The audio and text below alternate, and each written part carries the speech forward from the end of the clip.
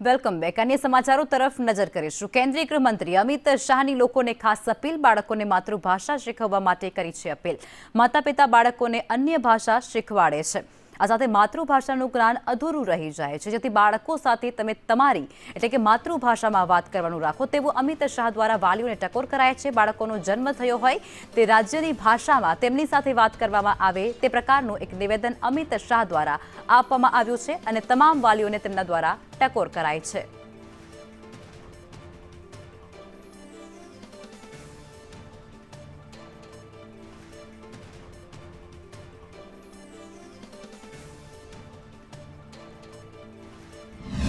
जब तक अपनी भाषा मजबूत नहीं होती, कोई समाज उठकर उन्नत मस्तक के साथ विश्व के सामने खड़ा नहीं है। मैं विश्व के कई ऐसे लोगों को मिला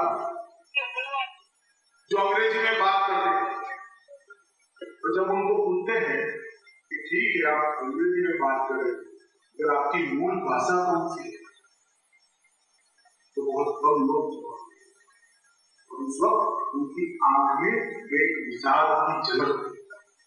मैं चाहता हूं कि भारतीय हमेशा अपनी भाषाओं को बनाए रखें और अपनी भाषाओं को चिरंजीव